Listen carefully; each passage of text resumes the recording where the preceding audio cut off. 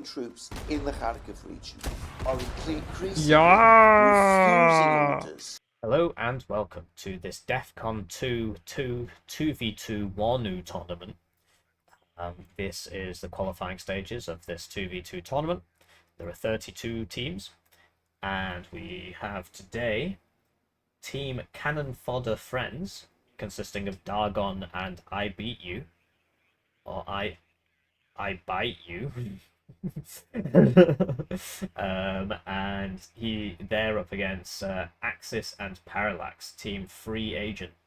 But I think they changed their name to Parallel Axis or something, or Parallaxis, after this game. And they're playing 39Y and 4th March. So we're on Urban Frontlines, one of the new maps, and this is the 3v3 version. But basically, when it comes to competitive games, the average player just likes to, for uncompetitive games, likes to just sit in their lane. So most of the maps are designed quite narrowly. So for the competitive games, 2v2 maps tend to become 1v1 maps, and 3v3 maps tend to become 2v2 maps. And it works better. It leads to more fun games because there's more maneuverability, less lane-based combat. So the prize pool for this tournament is still open if you want to donate. I've donated $50, and that money comes from you. The support that you give me allows me to donate those $50 to this tournament, so thank you. So let's cast the deployments. So we got Dargon playing as the new 101st US Airborne Air Assault Division, and he's taking most of the map, it seems. Okay, so he's helping his friend out in Echo, but yeah, so he's got snipers, and aero scouts. So these guys don't have airborne forward deployment. Only the snipers do. You see, the snipers start further forwards than the recon. So that's what airborne forward deployment means. It starts further forwards. So he's got a good spread of recon. Has Dargon just taking positions in the middle of the map. It is quite a dark map, it seems.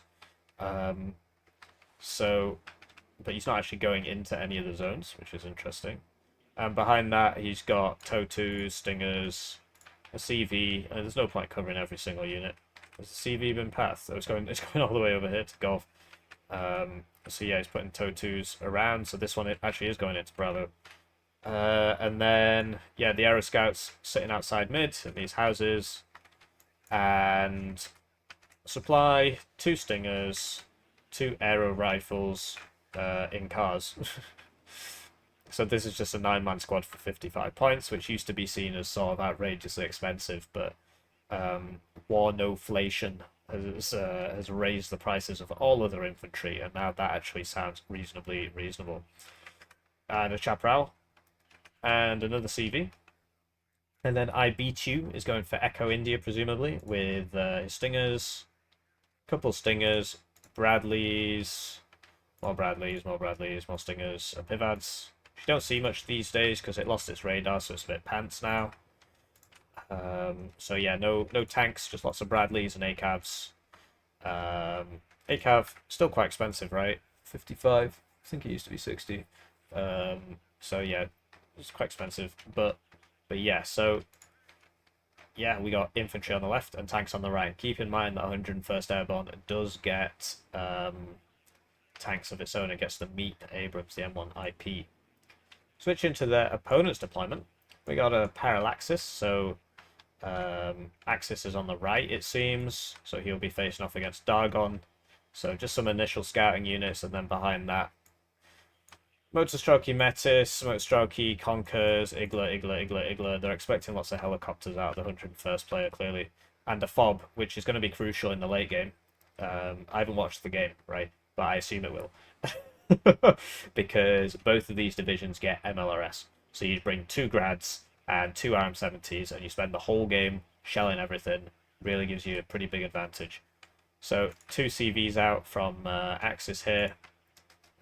1 for nothing. No, hang on, that's a Motorstrokey.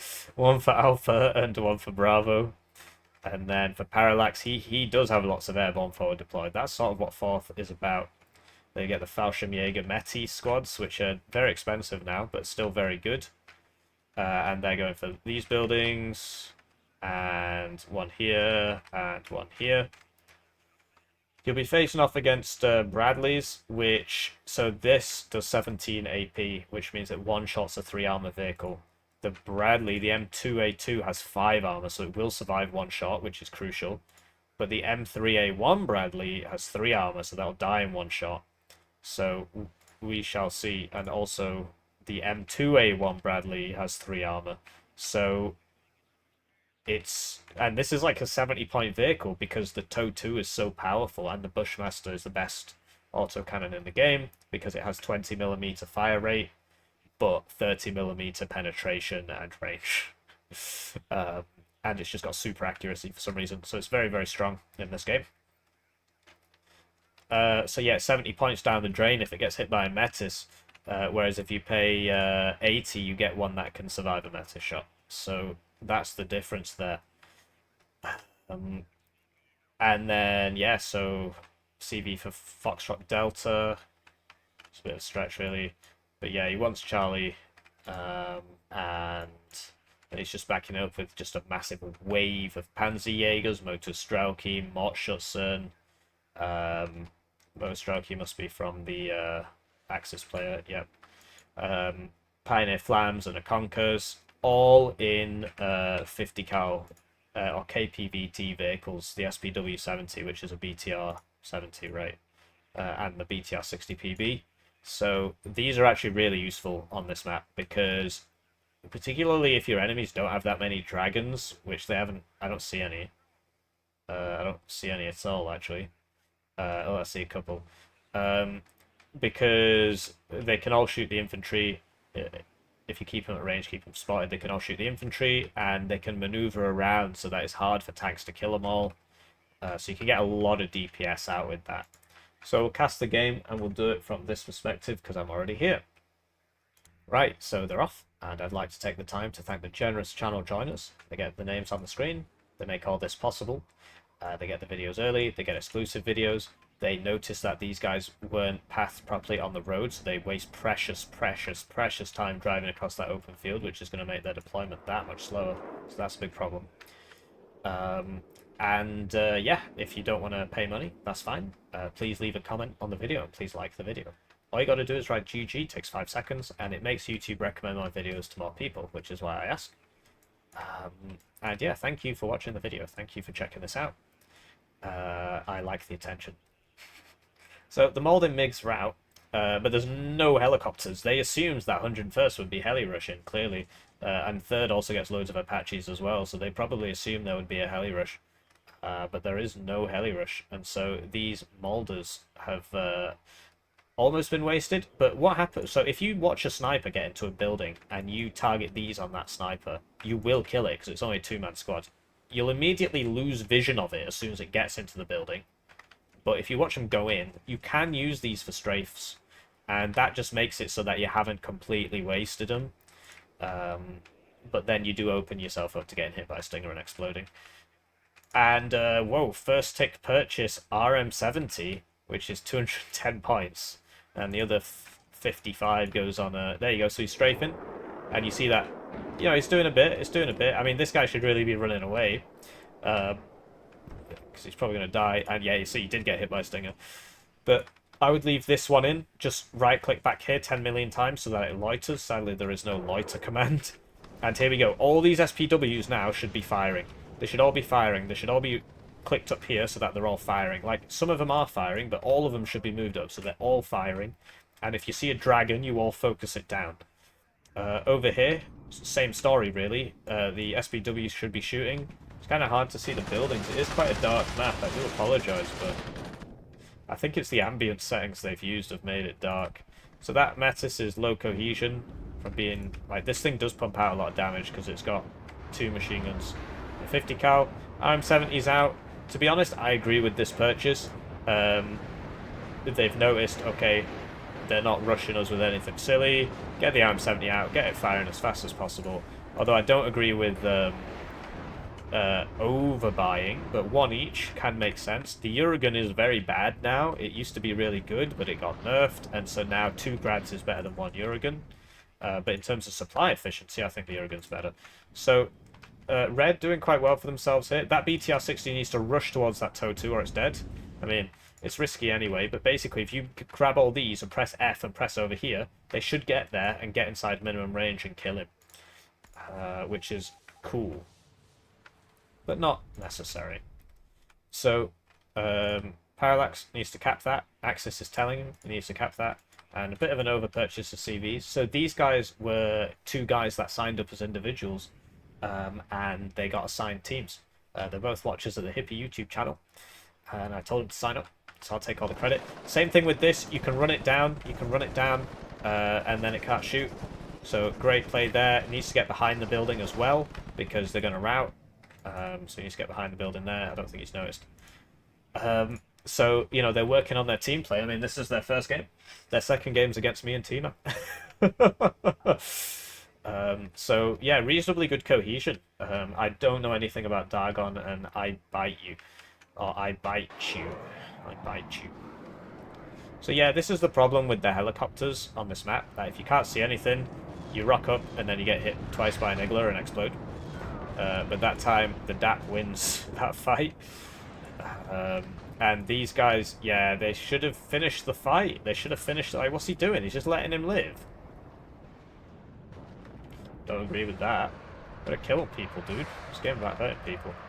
You don't want to fire from right next to the fob, but it's not Axis's fob, so he doesn't care, clearly.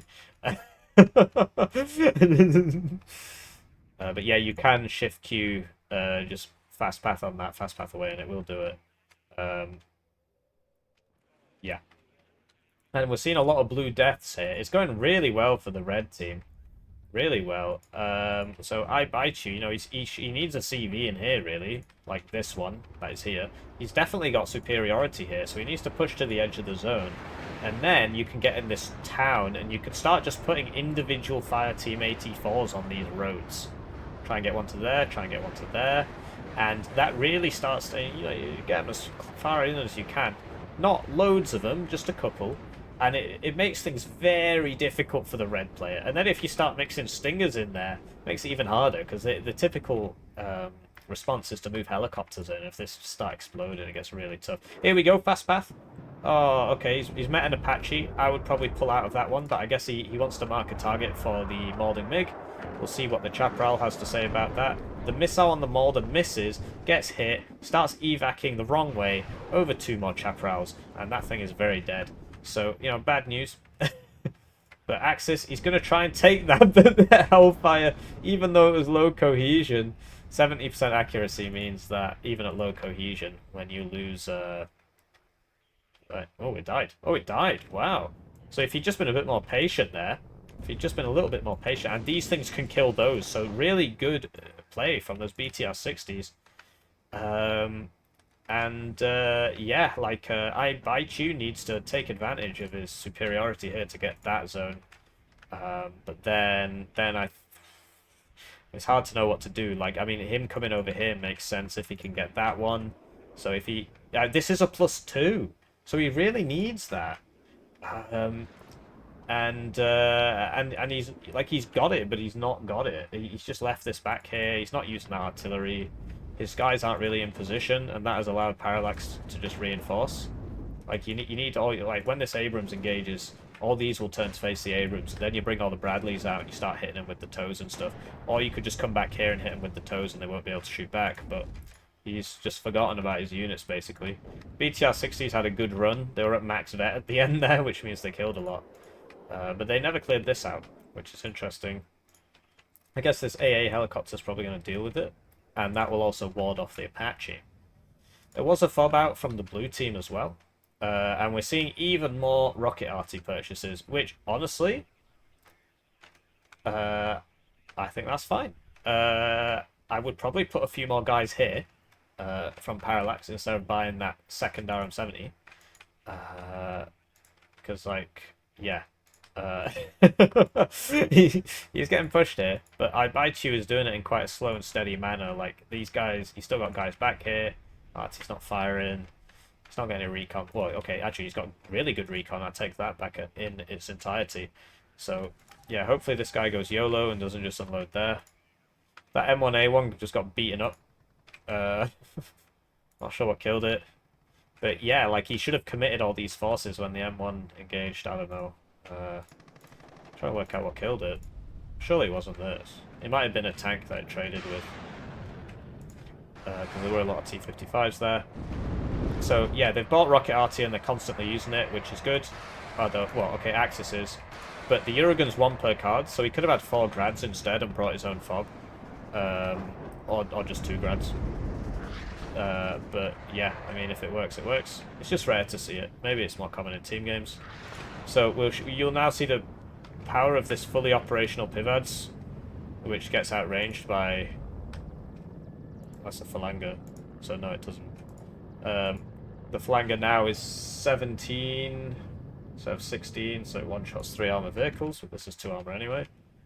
And here we go. So he's got it on counter battery, that's why it wasn't doing anything. And Axis has forgotten, so he might lose this. Ooh, miss. This is why typically you need 2 of them.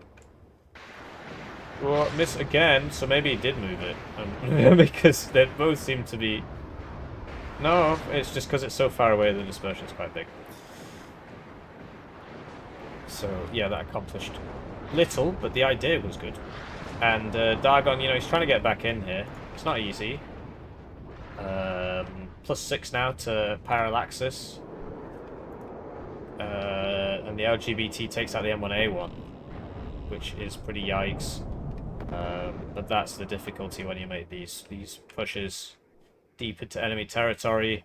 And I'm really surprised there are no eagles out from the blue team.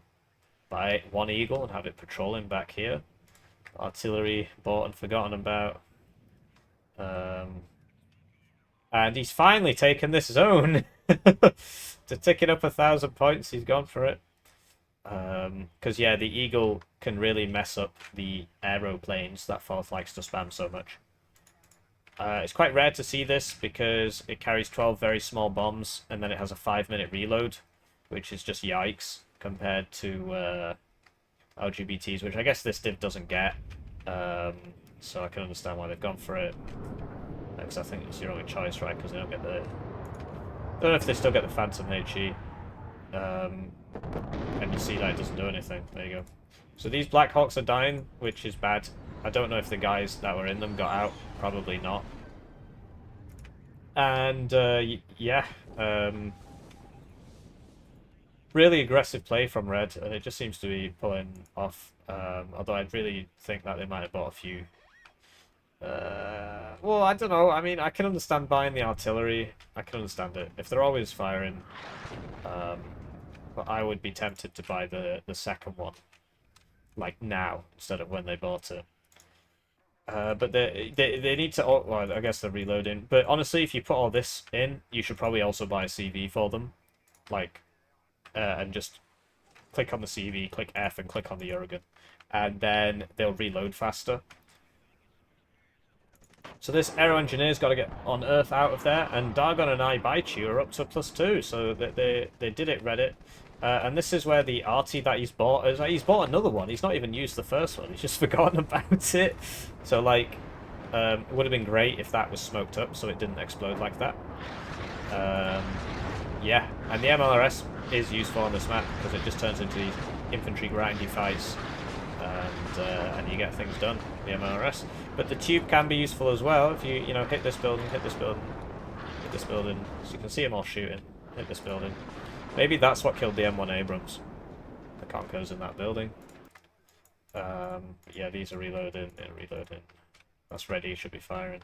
And I'm pretty sure he just fired this from next to that one, which is really not what you want. So the counter battery might hit his mate. And yeah, you see, these things are just not good. I would be tempted to make the radii on bombs bigger. And just make it so it deals, like, slight, you know, very slight damage on the edges. So at least that guy would take 1 damage instead of literally 0 damage from that bombing run. And they take 5 minutes to reload, whereas this takes 60 seconds and it's the best, you know, the LGBTs are the best ones in the game. They one-shot anything. H. Abrams is a purchase, but you really should buy more AA before you buy that H. Abrams. Especially as the Stinger is dead. This thing is just a bomber magnet, basically. That is, if the RM-70 doesn't get it first. But yeah, +2 for Dargon and Eyebitechew, and I think that is down to buying all this arty. They've lost a lot of momentum. So that guy got AT, does. The Eagler should ward off the Apache, but honestly, actually, this guy will spot it, and then it will probably just 1v1 it. If he holds his cool, yeah, he already sees it because of this guy, even before it fired, so he should just right-click it now. But you see how bad helos are, at, like, how long they take to aim and stuff like that. Oh man, this is an embarrassment. Hits it again, now he's going to start spinning around in circles. Now he's going to try and aim again, but he's got to tip his nose down. So there you go. It won. Woo! This one's still been forgotten about. So he bought this one, and at least he's using it. But he already had one. And this AA guy should now just mess him up. But because he right-clicked, it's got to pull its nose up. But yeah, it gets it there. And if it hadn't, this guy would have killed it anyway. The ATAS does have stingers of its own. But if this guy gets in for 1 second, it will neutralise, and then the tick will be back on the red team. And the tick's going to be on the red team anyway, because they've taken this. The MLRS make it very difficult to take this zone. And we see that Eyebitechew. You know, he's still got all this stuff here. Imagine if he'd pushed out his zone, and then instead of going over here for this +1, he'd come round here for this +2. That would have been crazy. That would have been really good, but alas. Unfamiliarity with the map, I suppose. Leads to these situations where people push like +1 zones when they should be pushing +2 zones. So that HA goes down, and there's no AA. There's no Eagles up from either player. They get the best. Both of those divs get the best ASF in the game. The mighty F-15C Eagle. One of them armed with AMRAAM fire and forgetty missiles. The other one armed with Sparrows or whatever.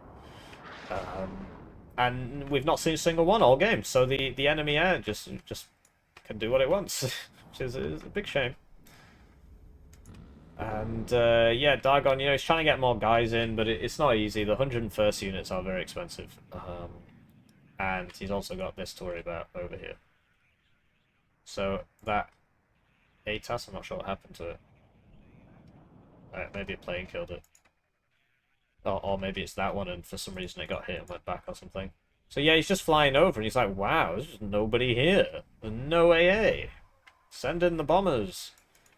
And yeah, they're forgetting to use their rocket arty, which is a shame. But they're on a +4, so I can understand why they're not taking life particularly seriously. Yeah. So yeah, the advantage of Pact is the MRS. The advantage of NATO is that all their stuff is more cost efficient than Pact stuff. It's basically all of it. But in particular, the infantry. Except for 56Y, which can be brought to get that juicy infantry. But I guess 4th fulfills the similar role there, and then 39Y for the flanks, basically, for the open areas. Because you could actually see that Axis is on both flanks and Parallax is just in the mid, so they've played that perfectly. Whereas the way Dargon and Eyebitechew have gone is that Dargon's in mid, which does make sense, but he's also got to deal with this, and he does. I mean, he gets tanks, but he doesn't get M1A1 HA Abrams. Yeah, I mean, he does get TOW2s, but you get my point. So yeah, just different ways of doing things. Here we go. So the bombers up every 60 seconds. And honestly, stop buying the piv ads now. It's bad. Just bring 2 chaparrals instead. Here we go. Bombers out. Synchronize with the other stuff, the MRS. But they were going for a building that had just been hit by MLRS, and he'd already run out. So that's a shame. He could have got him there. Does happen. And yeah, +4. I don't see this this situation changing. I mean, we've got Bradley's here shooting, but yeah, like this guy needs to get back in there, and you know, smoke would be really useful for that. But yeah, imagine if this had been operational, and this had been operational, and they just hit these buildings one at a time. They would have got a lot of work done. They would have got a lot of work done. But alas, it is difficult to push a town when you just constantly get hit by RM70s. So yeah, Dargon's building up the helicopters to try and push him out there. But I'm just like the SUs have constantly been flying over here, killing helicopters. You know, there's constant planes, and the first eagle of the game from blue team, the best fighter in the game. Oh, well, this is the second best one because it's the Sparrow one. Comes out at you know, after 19 minutes with 1 minute left on the board, and it's like, why wasn't this done earlier? Why wasn't this done earlier? And they've bought a cluster thing, which is what you want to try and counter battery these, really. And they're so brazen now, they're just firing from next to the fob. So yeah, now they buy fighters, but it's like, yeah. And he's got the Phantom out instead of the Eagle. The Eagle's much better. And yeah, some effective counter battery there from the RM70. Dargon trying to push in, but he's not smoking, so he's in the open. His enemies in buildings. He doesn't have an Abrams in here to pick off these BTR-60s. He's relying on the air rifles, Dragons, but because they're low cohesion, they're going to miss anyway. And Parallax has done a great job with these SPW-70s. I mean, I'm surprised this one's not. You know, like, has he actually moved them all game? I'm pretty sure it wasn't that there at the start. So this CB is probably going to go down, and with it, the last chance of Cannon Fodder friends. So yeah, there you go. I hope you enjoyed the game.